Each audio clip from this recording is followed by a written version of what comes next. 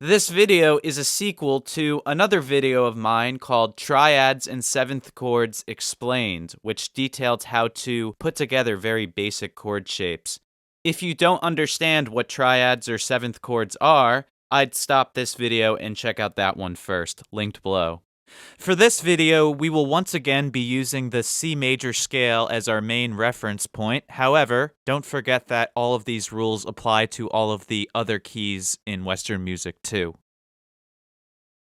But anyways, we know that there are 4 types of triads: major, minor, diminished, and augmented. And by adding some kind of seventh to any one of these basic triads, you get one of the various seventh chords. Well, what if I told you that you could actually also add other scale degrees to the basic triad too, aside from the 7, like there's a 2, a 4, and a 6 that we haven't talked about yet? So, let's first focus on the 2nd and 4th degrees of the major scale and how we incorporate them into a basic triad. Sometimes we add the 2nd or 4th degree to the triad, and sometimes we replace or suspend the 3rd in a chord with a 2nd or 4th degree. So, the note D is the 2nd scale degree in our example. Add that D note to a basic C major triad, and the chord becomes C add 2.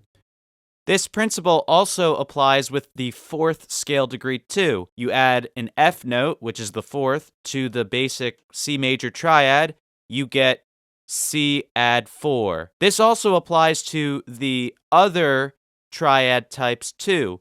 Add a 2 to C minor, it becomes C minor, add 2, or if you add that F, it's C minor, add 4.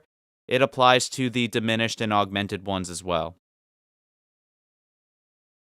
Ultimately, all you have to do is write add 2 or add 4 at the end of your triad if you're adding a 2 or a 4. It's that simple. Now, if we were to use the 2 or 4 to replace the 3rd of the triad, we would call it sus2 or sus4. Sus is short for suspended. These sus chords are actually used as points of tension and may often resolve to a basic triad right afterwards. Sus chords are neither major or minor, which is why you won't see anything out there like C minor sus2 or C minor sus4. However, a sus chord can, of course, resolve to a minor triad afterwards. Now, if we have a sus chord with a sharp 5 or a flat 5, it would look like this with the 5s in parentheses. However, these types of chords are not really that common. So, ultimately, that covers the ways that we can apply a 2nd or 4th degree to the regular triad. One additional note, if you have a sharp or flat 2 or 4 in your chord, you may also add parentheses for the naming of it. See below to see what it looks like. However, alterations to the 2 and 4 are also not common. Anyways, what about the 6th degree? Well, if you add the 6th degree, which is A in our example, into the basic major triad, we would call that chord C6. If you take C minor and you add the 6th degree, the A, to it, it would be C minor 6. If you add a 6 to C augmented, it would be C augmented 6. The convention for these 6 chords is to simply write the number 6.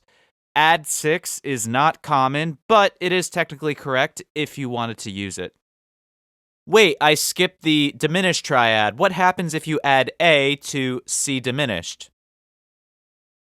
Well, this one's kind of tricky. If you remember from the last video, in the different types of diminished 7 chords, there is the fully diminished chord, which has a double flatted 7. In our example, that would be B double flat. Now, B double flat is enharmonic, meaning it's exactly the same pitch as A. So a C diminished 6 chord is really understood as that C fully diminished instead. The A would really just be considered B double flat. One final note, alterations to the 6 are not really that common. A sharp 6 would really be the same thing as a flat 7. They're both enharmonic to each other.